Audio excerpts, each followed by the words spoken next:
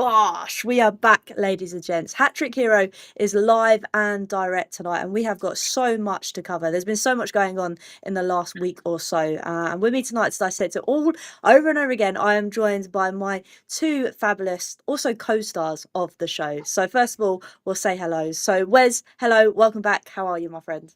Yeah, not too bad, Holly. Always good to be on an episode with the CBS of the YouTube space.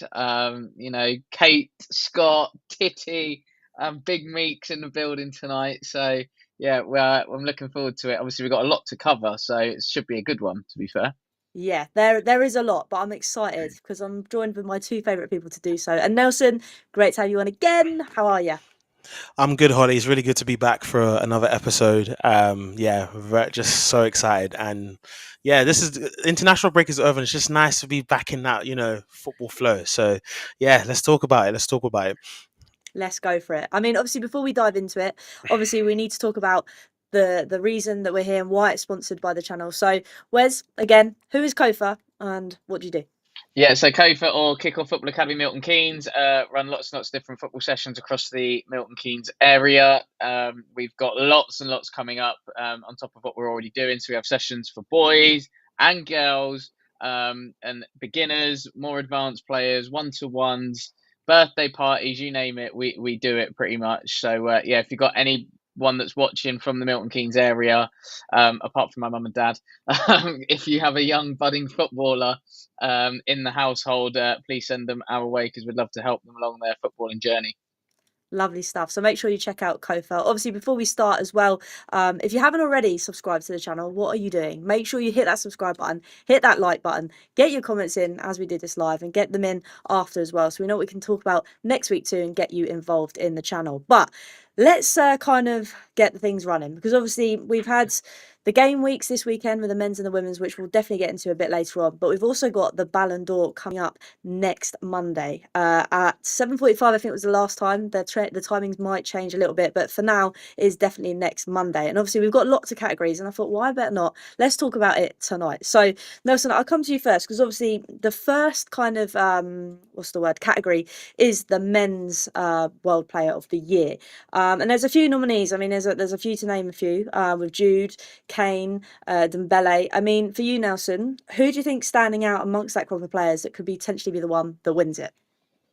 Well, I think if the one thing that I've been very annoyed about in the recent months is the PR or everything that's gone behind, the Ballon d'Or and who the media want to win the Ballon d'Or.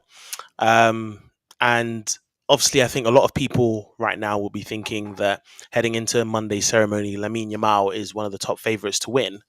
And despite him, being a fantastic talent at 18 years of age, respectfully, like there's still a lot for him to achieve. Like the fact that we're talking about him at this age and, that people are thinking that he's up there in Ballon d'Or favorites is astonishing. But at the same time, I think his peak hasn't even yet shown. So I think there's just been a lot of I think in the last few months of the season, especially when he led Barcelona to the semi-finals of the Champions League, a lot of people were just putting it out there. But in terms of front runners for me, I think it lies down with two. For me, it's between Ousmane Dembele, and that's obviously what he's done for PSG over the course of the season. But one person who I think tips it for me, and I don't think a lot of people will say, is one of Lamine Yamal's teammates, and that's Rafinha. And I'm very interested in Rafinha this season potentially getting the trophy. And I think he's had a fantastic last season. He had a fantastic year in terms of goals and assists. I think it amounted to 65 goals and assists throughout the entire season. And he just, I think, if you consider the season he had before, where Barcelona fans were crying out for him to get, sold, or just the fact that he was out of favor when Hansi Flick came in, just absolutely rejuvenate the side, and he's been one of the bright sparks of that side, and he's been absolutely phenomenal. So for me, he's probably one of the front runners, but I wouldn't put it past Ousmane Dembele, especially what PSG have done this season, leading them to Europe and a treble as well. I think them two are going to be front runners, and you've got some dark horses as always, Ollie. But in terms of front runners for me, I'll probably go between those two. Good shouts. I mean, for you as well, Wes, are you kind of in the same boat, or are you thinking is there another name that potentially may pip at the top? Yeah, I've got the list up here just in case I missed anybody out. I think I'm going to do this properly because Nelson failed to do so. So Usman Dembele, is definitely the front runner for that. I'm surprised Nelson didn't mention some Egyptian geezer that plays for Liverpool in Mo Salah. I think the numbers that he's racking up, and given his age as well, because he's 32 now, and everybody's kind of wondering if and when he will slow down. But he just seems to be going on, and that consistency I think's been big. I think Liverpool's performance in the Champions League, which is what I think the Ballon d'Or, you get judged on pretty much like your performance in the Champions League, and I think that's probably why Salah's not getting those mentions. Having said that, I mean, Elise has just gone on to another level, being at Bayern Munich, and for me, arguably one of the best midfielders in world football at the moment, Vitinha. I want to give him a special shout out because the way he plays, you take him out of that PSG side, they are absolutely nowhere near the same team. He is that important to them in terms of how he gets them playing, his movement off the ball. Like, he conducts games in a way that he wouldn't have, put it this way, he wouldn't have looked out of place in the great Barcelona midfield of Xavi, Iniesta, and Busquets. Like, he's that good. He's that good, and he controls games that well. And so I think Vitinha for me is probably the darkest horse out of anybody to win the Ballon d'Or. But for me, my favourite is Ousmane Dembele. Fair shout. No, you've done it justice there, Wes, as well with that singing. I like it. But I'm going to throw two questions at you, and they're going to be the same. But Wes, I think I'll start with you first. Obviously, in that kind of sense, we said there's a few dark horses who may win it, etc., etc. But are there any players in there? It's kind of a two-mark question. Is there any players in there that you think shouldn't necessarily be named, and is there someone in there that should be replaced? See, I was thinking about this, Holly, when you mentioned it off air, and it's a really difficult kind of because I think, like, if you take somebody out of that list, I'm then really struggling to find somebody to replace them. But I mean, in terms of a remontada, shout out to Scott McSauce, by the way, because completely ousted at Man United. It was like, get him gone, god awful. Like, he's awful, everything else. And since he's gone to Italy, it must be the food that he's eating, because he is one of the most key players for Conte in this Napoli team. And I mean, it was a bit of a surprise to see his name in there, but then I think if anybody's watched Serie A will understand, like, he's fully kind of deserving to be in there. I believe he also got like Player of the Year, or something along those lines in Serie A last year. So again, a big kind of remontada for McTominay, and what a turnaround he's had. And I think there's a couple of other names that I'm a little bit surprised they're in there. So Guirassy at Dortmund is one. I think the thing with Dortmund is, when people think of Dortmund, they think of like Klopp, they think of maybe Tuchel and the team that they had with like Royce, Lewandowski, and then a little bit later on, Sancho, Bellingham, Haaland, those kind of players. And so I think for somebody like Guirassy, it's really difficult to kind of make a name for himself because of other players that have gone before him. Could even throw Aubameyang in there as well because of what he did at Dortmund.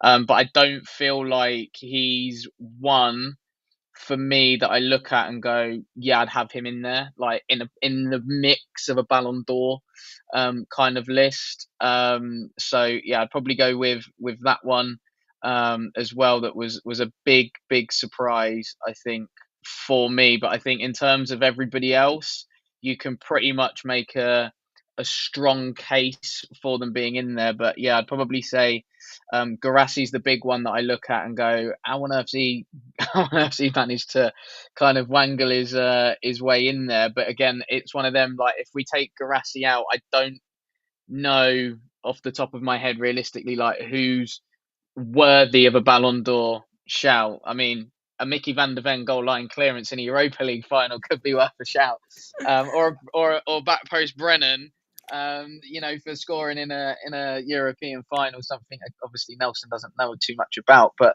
it's one of those. Like I say, it's difficult to then pinpoint, other players that would be, worthy of being on that list. No, definitely. I think it is difficult. I mean, Nelson, for you, is there any names that come to mind? And are you kind of on the same boat as well with where's potentially that player that shouldn't necessarily be there? I 100% agree with Wes in terms of Girassi. Um, I think I think last year when we saw Liverpool run away with the league, I think it's very clear that certain names from that squad should get mentioned because they had a fantastic season. But I think there's a problem with, you see it in other kind of industries as well, where there's kind of, I wouldn't say voters fatigue, but there's clearly fatigue, I think, in the list of names that they've mentioned, in the sense that they've just kind of put to kind of fill out the spots, they've just put the high profile names in there. Like, I could talk about the Real Madrid team who had a disappointing season, got blown away by Barcelona in La Liga, and in terms of the domestic front, didn't win anything. Yet you see the likes of Jude in there, Vinicius, Kylian Mbappe. For me, these guys shouldn't be in there. I think you really got. I think the panel is a bit too lenient in terms of who they put in there. Like, you look at Cole Palmer, who I think is fantastic. We all know he's a fantastic player at Chelsea, but last season he didn't reach the heights that he did in his first season at Liverpool.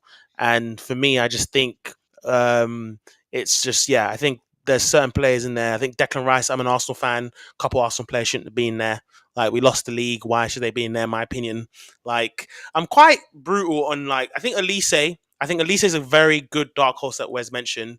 You got Florian Wirtz, who for me, I'm confused because I think he's just there because he's a great talent. I think he had good numbers individual season wise, but I just think, Holly, I think there's a fatigue in the panel in terms of who they're deciding to put on there. Do you know what? They probably should have put a back post Brennan and a Mickey Van der Ven goal line clearance, because at the end of the day, they've won something.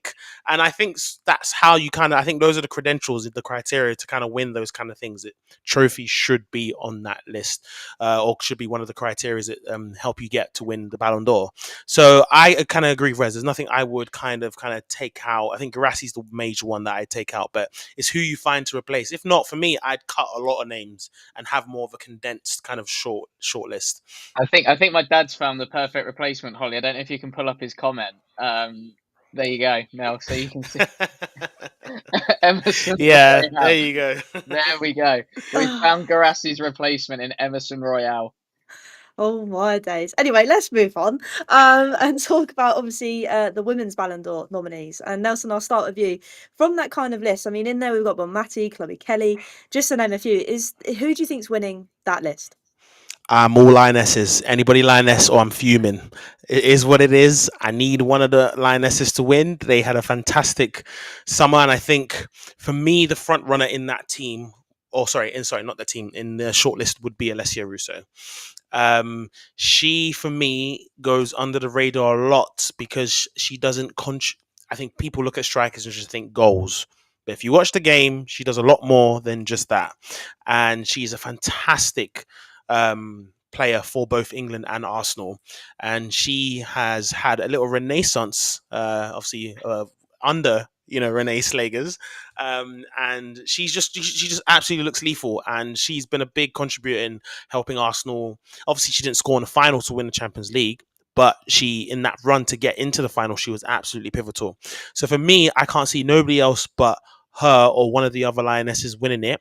I think the only thing supporting Chloe Kelly is what she did for England in the Euros, and her, as Wes always mentions with her name, Chloe Clutch Kelly in particular. I think that's what's boosted her kind of nomination in there. Of course, I think the other two ones outside of the lionesses, Holly, I would mention are obviously Alexia Putellas and Atana Bonmati. They obviously win the league quite comfortably in Barcelona, but for them, I think what Wes mentioned for the men's, what would probably be a disadvantage for them is the fact that they lost out in the Champions League final to Arsenal. So I think the Arsenal players will probably have an advantage. And obviously, I know there's a category for Club of the Year, which we'll get onto that. But I think that will obviously help them, Arsenal as well, in terms of winning that as well, potentially, because they've won the Champions League. So for me, my front runner would be Alessia Russo. In terms of dark horses, I can't think of any dark horses right now. But looking at the list that I see here, probably a Chelsea player, because they've won 6 on the trot. They could be a dark horse as well.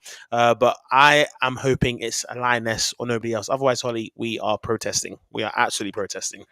I'm on that vibe, 100%, because like I said, the Lionesses have done so much, not just for obviously winning things, but so much for the game here in England, we talk so much about. But Wes, I'll come to you. Are you kind of on the same vibe as Nelson? You kind of feeling that it's going to be potentially a Lioness that's going to claim the crown?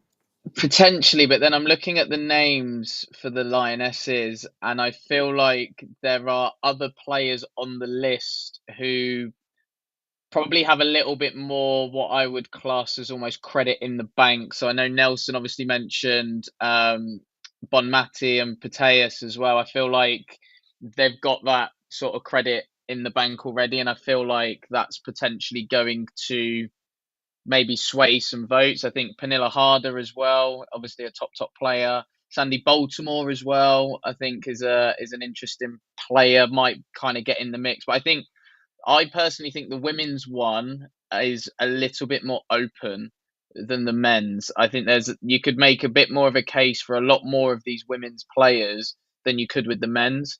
But I think for me, my three would probably be Baltimore, Bonmati, and Pateus. Those are my three. I mean, if Leah wins it, geez, she's getting the freedom of Milton Keynes, and the publicity that will come with that for my area will be off the scale, because at the moment Leah is the poster girl for English football in general, never mind football in Milton Keynes. So we've got the thing of like, okay, Arsenal's captain, England's captain, yeah, has come from Milton Keynes.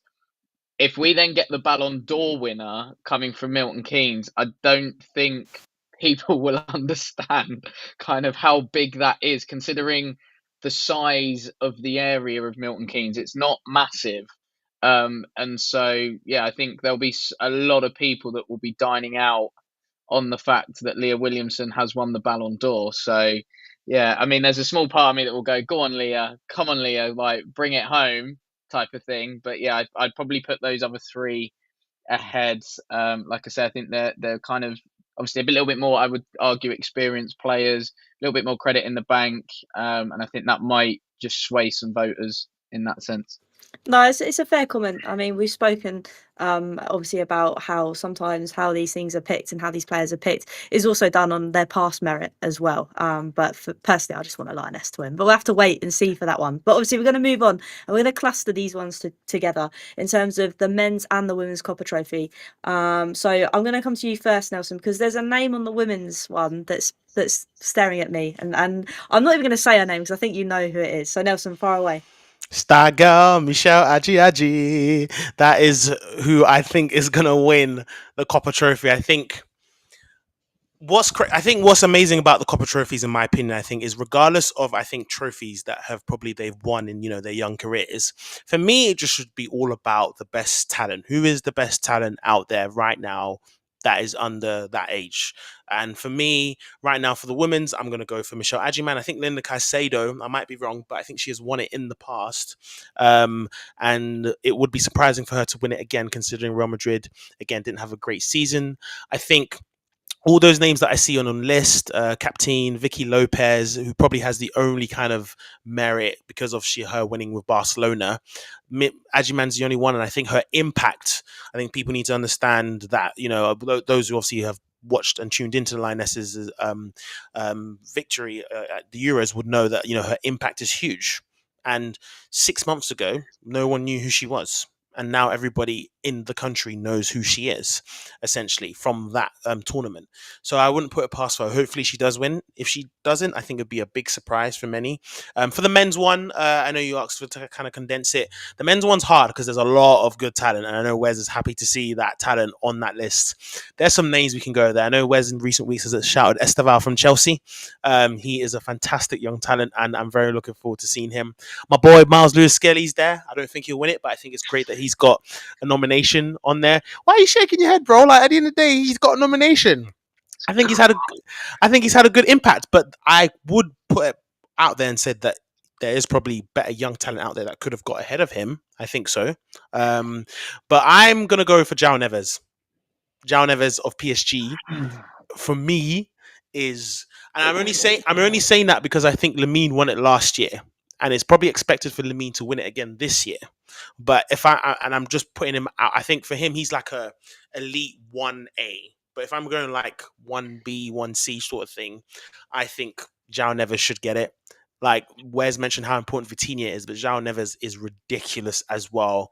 Like the way I don't know what Luis Enrique has done for that season, but he's a fantastic talent. And the other day, I think he bagged two of the best bicycle kicks I've seen in one game that you will ever see, or the best hat trick you'd ever see in a football game. For me, I think I'll put João Neves in there. His teammate Desiree Doué is not far behind. I think when people talk about joga bonito and the way football should be played, I think he brings that style back and that flair for football. Dean Hyson He's is just a chill guy. He's just a chill guy. Thank you, Wes. He's just a chill guy. He is a big dark horse because I think from him to get that move from Bournemouth to Real Madrid is for no joke. He's actually done it because he has the credentials and he had a fantastic season with Zabani back at Bournemouth. But I'm gonna go. I know. In terms of time and stuff, I'm gonna go for João Neves. Only because Lamine Yamal has won it. I've also got Yildiz in there. I forgot about Yildiz. I've seen his name on there, and he's a ridiculous young talent. But I'm going to go for João Neves, Holly. Great shout. It will be interesting to see how that one kind of happens. But Wes, for you, obviously we've spoken about Michelle Aubameyang, but I butchered again. Is she the winner for you? And for your men's, are you kind of down the same page as Nelson, or is there someone else that you're kind of thinking that's going to claim it? I think for me, for the women's, Linda Caicedo.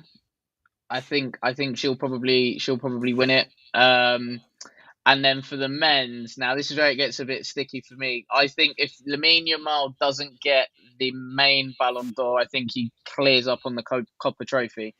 And I think that's kind of that. I think Nelson mentioned Esteval. I think it's too soon for him.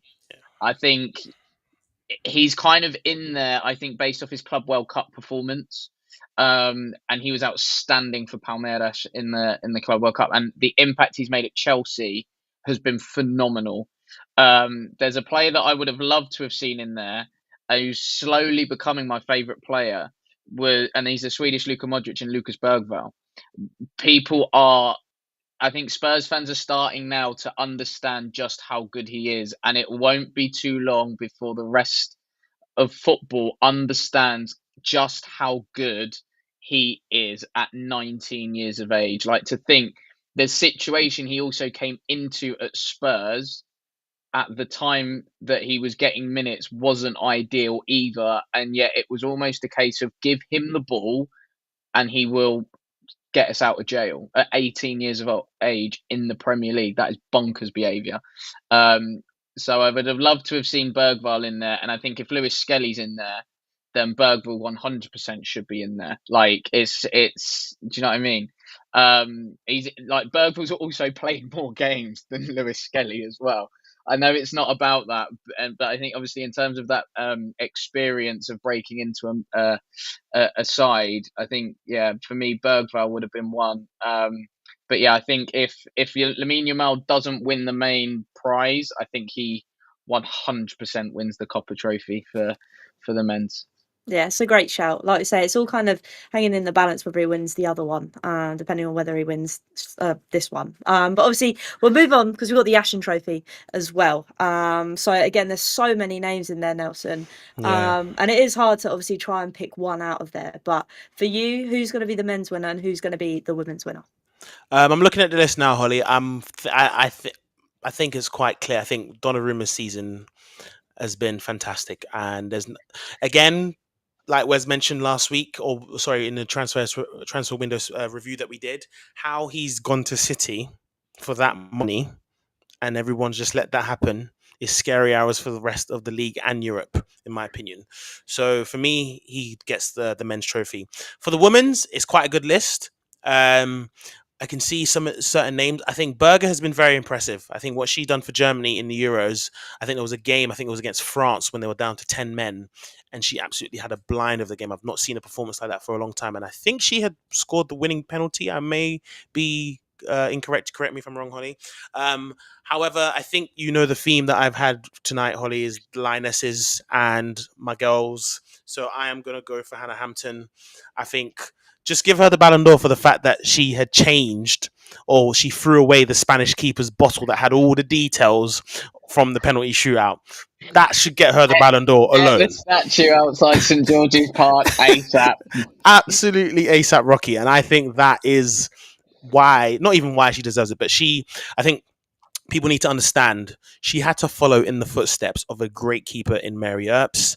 We know there was controversy in Mary leaving the squad and leaving and retiring. But Hannah, to have that trust from Serena, stepped up massively. There were big games. The game against Sweden was huge. She saved us there. She had a double save, I think, in the last 10 minutes that could have knocked us out. She was huge. In the final, she made some great saves too. So for her to kind of repay that trust that Serena gave her, I think she deserves the Ballon d'Or for the women. So for my decision, I'm going to go Hannah for the women's, and I'm going to go for Donnarumma for the men's. Some great shouts. I mean, Wes, are you following the same kind of suit?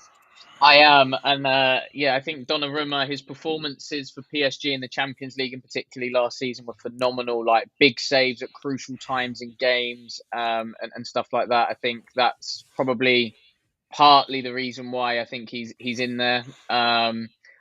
Although having said that, I think Chevalier at Lille, I think is a interesting shout. Obviously, Allison in there as well. Matt Sells had a great season at Forest, but that was kind of it. To be fair, he was great for FPL players. Don't get me wrong, but yeah, I think Donnarumma's the standout in that one. And then I think again from the women's point of view, I think Hannah Hampton. What I liked about her was her mentality of just shrugging off every kind of question that was thrown her way throughout the tournament, because she was getting it near enough, even in latter stages where you think, right, the media are going to give it a rest now. Like she's kind of proven her worth. And it was just constant, like, okay, she's replacing Mary Earps. Can she step up in this game? Can she do that? And it's like, is she good with the ball at her feet? Mate, she could play centre mid. She's that good. Just popping it, and everything else. And I think she was crucial to the way England played in terms of their build phase, and how good she was with the ball at her feet, trying to penetrate passes through the lines. And again, big saves in big moments, as Nelson mentioned, and the absolute shithousery in the final. She deserves it, as Nelson said, just for that, really. Like I say, get the statue built at St George's Park, front and centre. Please, FA, make it happen. Get it done. But no, it will be interesting again, like all these kind of awards, who's going to win it. And I think I've got a strong feeling for Hannah Hampton. I kind of echo what you guys have all kind of said. But we're going to move on to obviously the coach of the year for both the men's and the women's. And Wes, I'll start for you for this one. Go on, who are you going for? Well, I'm gutted my name's not on the list, to be fair. But I had a great year, to be honest. I don't think anybody's looking past Luis Enrique. I think everybody will know, like the transformation within that Paris Saint-Germain team, and also the mindset now of the club, is a lot down to him. Came in and it was literally like the Harlem Globetrotters, the superstars and everything else. And I think between him and Luis Campos, who deserves a lot of credit as well, by the way, they have built a team to win. And it's a balanced team, not a team of superstars who should win. They've got a really good balance with the PSG team. And yeah, I think everybody was just marveling at them, especially in the knockout phase of the Champions League. Again, Conte going in at Napoli, winning the league. Serie A, not an easy league to go and win. Hansi Flick, again, transformational type of job that he's done at Barcelona. And I think it will come good for them eventually if they stick with him. I think they've just got to be a little bit patient. Obviously, it's over 10 years now, believe it or not, since Barcelona last won the Champions League. But he had a hell of a job to transform Barcelona. He's almost fighting with one hand behind his back, because obviously we know the financial side of it with Barcelona. But again, the job he's done and the way Barcelona play as well is very, I wouldn't say it's reminiscent of Pep and that tiki-taka style. It's probably more, I would say, throwback to Frank Rijkaard, where good balance, good structure behind the ball, and then at the top end of the pitch, game changers, match winners that can go and get the job done. But I think Luis Enrique is the one that's going to win it from the men's side. Women's side, now this is really difficult. this is really difficult because Sonia Bonpastor has gone into a winning machine and put so much oil on it. It's ridiculous. So yeah, I think she deserves a massive shout out. Renee Slager's obviously going in at a difficult moment at Arsenal and winning the Champions League, and the job she's done there has been fantastic. And who can forget Serena? You know, it's a tournament. It's Serena Wiegmann. She wins. It's what she does. So yeah, I think those top three for me. I couldn't split those three for the women. No. Good shout. Good shout. I mean, Nelson, for you, obviously, if we're going down the Lionesses route again, I'm assuming Serena's going to win the women's one. It's going to be a clean sweep. I think Serena should win the award. I think she has been fantastic. But at the same time, I think the women's category, I agree with, was actually much harder to choose from than the men's. And I couldn't really put past between those three that he had mentioned. I like the fact that Justine Madugu got a shout out for leading Nigeria to the AFCON, and that's getting recognition as well, because compared to the men's game, I think the African Cup of Nations is kind of seen still as like a minority type international tournament. So I think that's really cool that they've given her a nomination. For the men's, I'm going to go for Luis Enrique. I think PSG might actually sweep the awards looking back at, the categories and what we've discussed, because of their tremendous kind of, feat in winning the Champions League. So in terms of the men's, I'm going to go for Luis Enrique. But for the women's, as much as I'd like to go for Renee Slagers and Serena, I'm going to go for Sonia Bonpastor. I'm going to go for her. I think she might just pip it. Ooh, interesting. No, again, exciting stuff. I mean, we have got one more category, and Nelson, I'll come to you because obviously men's club of the year and women's club of the year. So who's winning that? Obviously, the women's one, we've only got 3 to choose from. So I can imagine who that's going to be. Yeah, let's bring it home to the Gunners. I think we should win. Look, I think Chelsea will probably win it because of what they've done domestically. I think if we have a chance of winning it, it's just as Wes mentioned, the fact that Renee came in at that point in the season and transformed the team. I think that will probably get us over the line. The men's one, I think, will go to PSG. Again, we just as mentioned, like a kind of clean sweep of awards. But it's nice that they've put. I don't know why they've put Botafogo in there. I think they had won the Copa Libertadores. I think that's why they've been put in there. So sorry, that sounds quite ignorant of me, but no, they've been put in there because of that. But I think PSG are probably going to sweep that and win that, and then I'm going to go for Chelsea for the Women's Club of the Year. I'm going to go for them. Interesting. How about you, Wes? Same kind of thing? Yeah, I think PSG for the men. Liverpool had a good season. I'm not disregarding that. I think Arne Slot done a great job with someone else's team. That's his issue. Chelsea for winning the Club World Cup would probably get a mention for the men. And obviously Enzo winning the Conference League. Botafogo again did all right, obviously in Brazil, and I think they were in the Club World Cup as well. Some really good performances. I think 4 of their players ended up signing for Forest as well. So it'll be interesting to see obviously how those players adapt in English football. Barcelona, I can't really see it, because I think if anybody's being brutally honest, I think everybody was expecting Barcelona to get to the Champions League final from the men, and it didn't happen. So I think everybody was expecting the Barca PSG final, and that didn't happen because of Inter Milan, which I am a little bit surprised that Inter aren't in it, because they were massively written off, with their Champions League kind of run. It was a bit like they're not going to do it, and then they just found routes and ways to win. So I'm surprised Inter aren't in there. For the women's side of things, I can see, unfortunately, Arsenal winning it just based off their Champions League exploits. I think had Barcelona won the Champions League, you would have probably gone with Barcelona. Obviously, they're pretty much the main dominant force as well in Spanish women's football. So yeah, I think for me, Arsenal for the women, PSG for the men. Interesting. And we'll have to see who wins it all on Monday as they kind of do the ceremony, etc. But like I say, well, before we move on to obviously what's happening this weekend coming up, make sure you're subscribing to the channel over on Hat Trick Heroes, the new home of this show. So make sure you go do that, whether you're doing it now or at the end of the show. Go and click that subscribe button. But obviously, we're going to move on and quickly talk about obviously the Premier League this weekend and potentially what's coming up at the weekend. Obviously, UCL has kicked in this week as well, which means a lot of club have had a lot of games to kind of partake in. But I'm going to come to you first, Nelson. I'm going to talk about Liverpool and Everton at the weekend, the big derby. Obviously, at the weekend, Liverpool only just beat Burnley 1-0 because of a Salah penalty. So this derby, how you see it going down? First of all, top 5 derbies in the league. But at the same time, I think when looking at the fact that Liverpool just scraped a win against Burnley, I might see this going to a draw.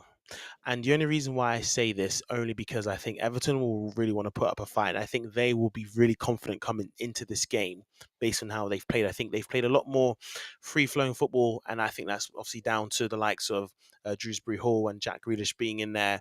There's just something a bit different about how they zip the ball about this season, and it's nice that they have those creative players in there. But I think, look, if we're talking based on both teams on paper, then Liverpool should win the game. But I think like we know between Arsenal and Tottenham, anything's up for grabs in the derby. So that's why I kind of see a potential draw, like a shock happening, and Everton actually stealing points from Liverpool. If that doesn't happen, Holly, then obviously Liverpool, I think, are coming away with it. I just don't see Everton winning at all. I don't see them winning at all. But I wouldn't put it past them if they actually were able to grab a draw and be able to nick some points off Liverpool. Yeah, it will be an interesting one. And I know normally I ask you both how you feel the game's going to go, but I think this week I'm going to kind of mix it up because we've obviously discussed a lot already tonight, and I want to keep things moving. So, Wes, the game I'm going to give you is United Chelsea. Now, this is a big one because obviously Chelsea drew at the weekend to Brentford 2-2, and United obviously got absolutely ripped apart by City, beating them 3-0. So, for you, how do you see this United Chelsea game going down?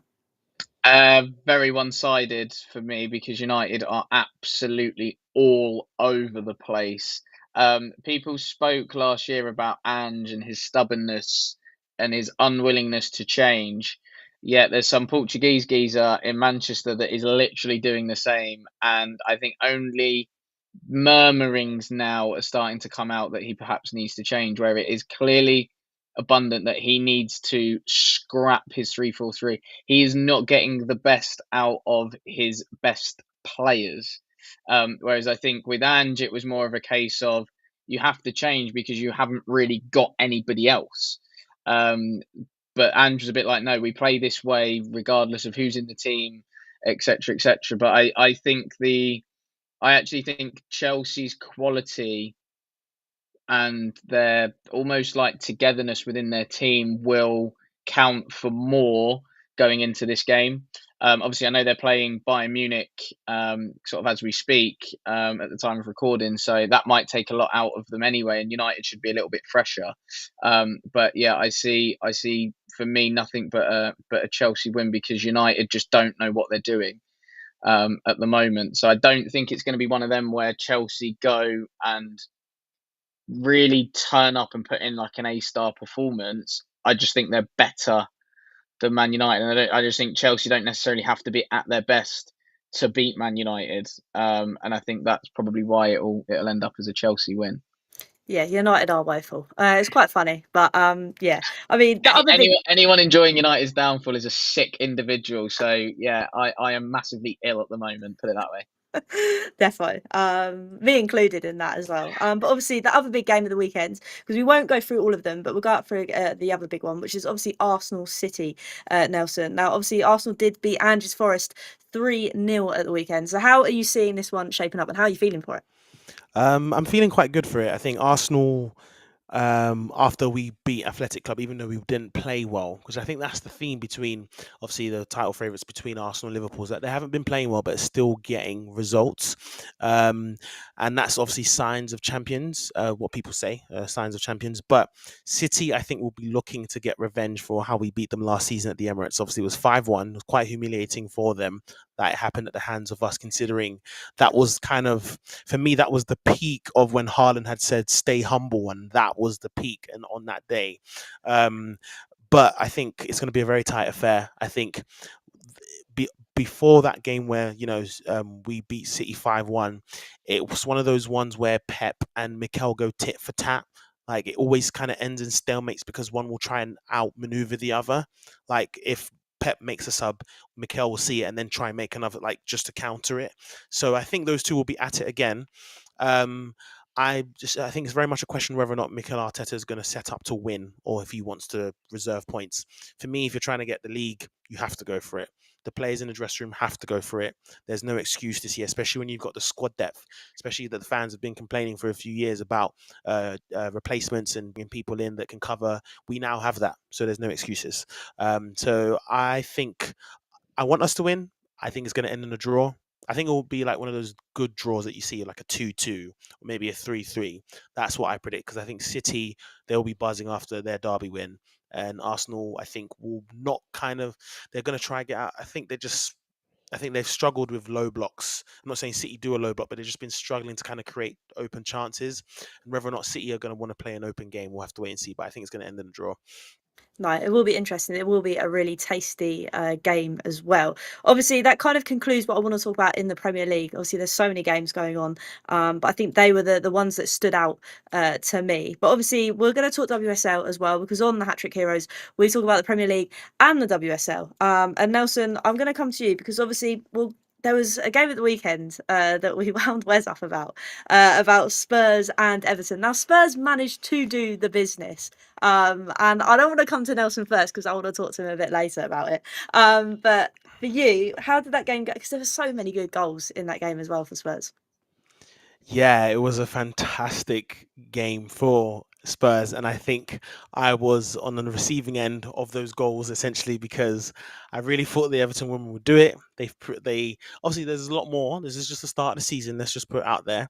But in terms of what Wes has just said recently, it doesn't look good for them if they're going to continue to perform like that at Goodison Park. But I think Tottenham deserved it. They definitely outplayed them, and that's just experience. When you have players that have played in the WSL for that many years, and a lot more chemistry, I think, compared to the Everton side, who still have, some players that are still trying to gel and stuff. Yeah, you guys just set up perfectly, and it was a fantastic win. So at the end of the day, as Wes said, I had to hold it. I had to charge the loss, and that's something that I'm just going to have to move on with. No, it's fine. I'm also there because obviously, as well as on Friday, Everton are at home again at Goodison Park. They're playing London City. Now, this is going to be a tasty game because, as we've kind of spoke about, the money and the investment that London City have had, they haven't really done anything too much to talk about in obviously what's been going in the WSL so far. So they're at Goodison Park. How do you see this one going down, Wes? I think this one could be a draw. Is my honest opinion. I think London City Lionesses, the fixture list has not been kind to them. You think about their first two games, obviously going away to Arsenal, who are champions of Europe for the women anyway, not the men. So really difficult game.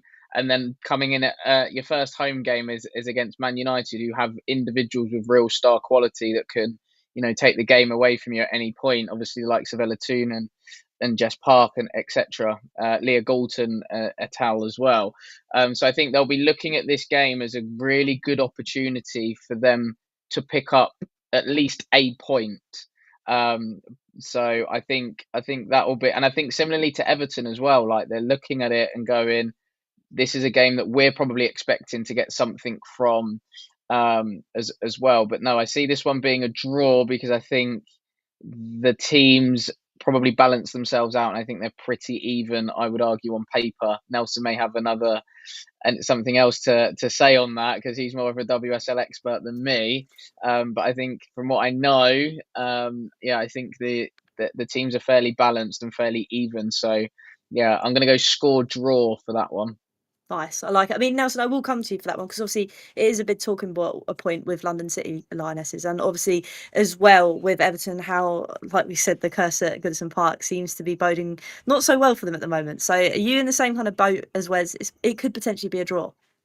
It could be a draw. I think I'm worried that they're not going to win, and I think the London City Lionesses might get their first win of the season.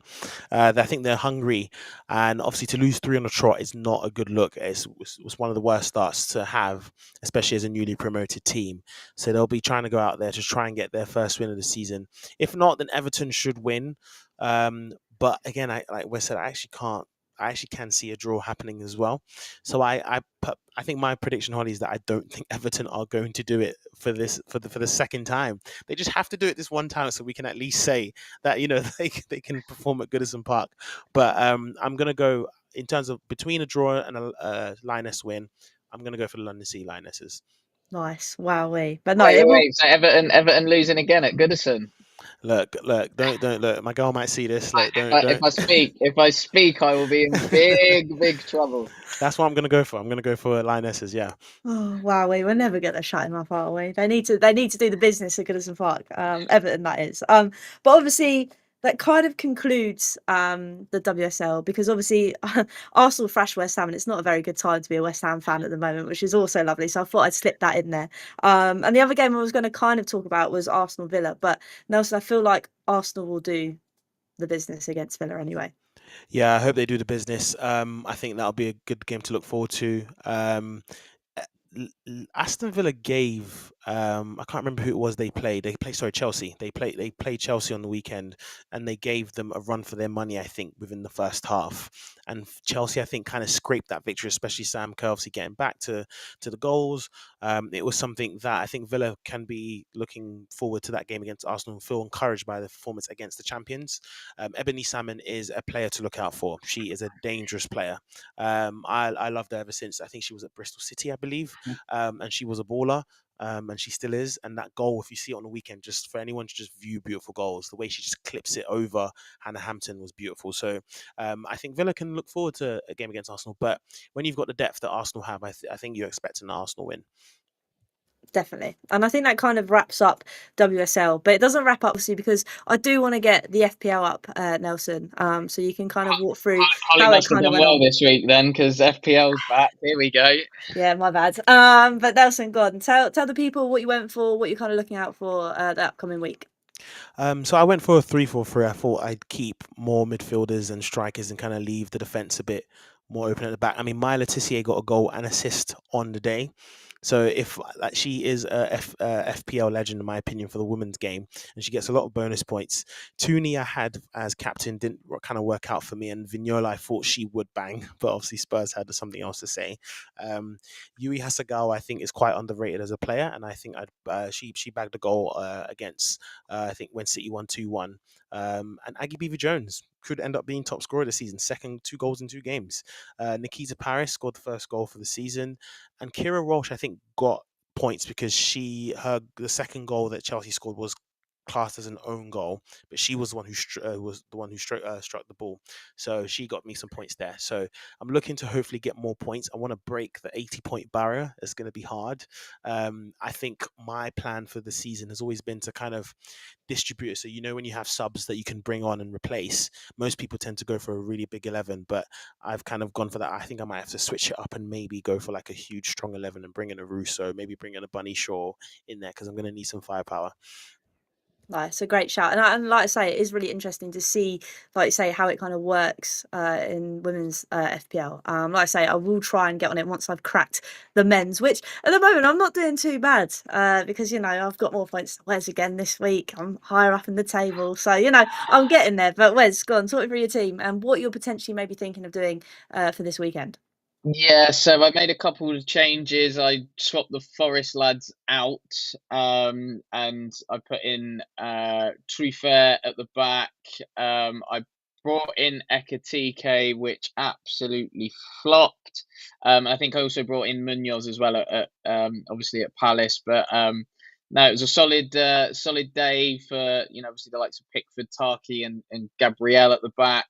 Antoine Semenyo, if you do not have him in your teams, get him in ASAP. He's doing bits this season. Obviously, Reinders, I was expecting maybe for him to nick a goal, but obviously that didn't happen. Haaland, turns up it's just Erling Haaland. Less said about that, the better, really. I thought Ekitike would do really well against Burnley, but I think obviously the way Burnley set up, low block, defend the edge of the box, bit of a throwback to the Sean Dyche days, made life really difficult, and he was hooked fairly early. I was hoping for a better performance as well out of João Pedro against Brentford. I mean, he did get an assist, but I was hoping for a little bit more. So yeah, that's kind of where my team's at. In terms of what I'm looking at in terms of moving forwards, I'm probably going to have to go a little bit Claudio Ranieri, Tinkerman, make a few changes, and just freshen it up a little bit. I think might take Morgan Rogers out and replace him with someone, because he's not really having the level of impact that I'm after. And again, I think the interesting one with maybe someone like Reinders is obviously that City play their Champions League game tomorrow, and that tight turnaround Thursday, Sunday may have a little bit of an impact. Obviously, they got two sort of big games. They got Napoli and obviously Arsenal. So yeah, that might be one that I look at. The reason why Njai wasn't in is because he had a little bit of a knock, so I thought I'd put him on the bench. But I mean, he got 5 points, so it's not like he's got in double figures. So I'm not really that bothered about that one, to be fair. Right, and to be fair, there are parallels between mine and your team with obviously Haaland, João Pedro, Reinders, Semenyo. It's just a few others because obviously, like we say, I kept Salah in because I thought he'd do the business, and he luckily got that penalty against Burnley. But I think I am Did you going try to. and copy my homework but make a few changes so no one would notice? Was that it? Yeah, made it a little bit better. That's what I did. But no, I'm still. I think I do need to do a bit of tinkering with it because I don't think my luck is gonna run out at some point. But yeah, that's kind of the thoughts for FPL. So make sure obviously you tune in, sort out your FPL, so we can obviously see how you're doing in the league table. But I guess that kind of wraps everything up for tonight. It was a very much a whistle stop tour, but I think we've managed to condense a lot of juicy stuff into tonight. So if you are tuning in right now, make sure you hit that like button, make sure you hit that subscribe. If you're watching on Holly's Hotspurs, make sure you come over to Hat-Trick Heroes because that will be the new permanent home of this show. But without further ado, let's go around the table, say our goodbyes, because again, it's been a cracking show. So first of all, Wes, thank you again for joining us all tonight. Where can everybody find you? Yeah, so Twitter's at Wezo10, unofficial Moussa Dembele fan account, as everyone knows by now. I'm hoping to maybe transition into an unofficial Kevin Danso fan account, but he's not really playing much at the moment, so it's making life a little bit difficult. I haven't got much to go off.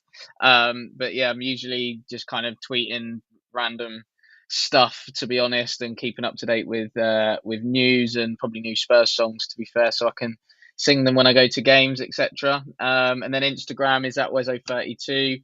I have a feeling I'll probably be at weekend Spurs games because the midweek ones might kill me off a little bit because I've started a new job recently, so I'm just trying to manage my workload a little bit on that. And then obviously anything football coaching related is Kickoff Football Academy or Kofa MK across the socials. Instagram's Wezo32, Twitter at Wezo10. Bosh. Boom, love it. Thank you again, Wes and Nelson. Where can everybody find you too? Thank you, Holly. It's been another great episode. You could find me, guys, on Instagram at nnatumba25. That's nnatumba25 on Instagram. Bosh. And like I say, it's lovely to have you both on here. Lovely to have everybody in the chat as well. Thank you everybody that's watched live. Like I say, make sure you go subscribe to Hat-Trick Heroes. We can find this each week. And I guess that kind of leaves me to say, until next time, up the Hat-Trick Heroes. Out there.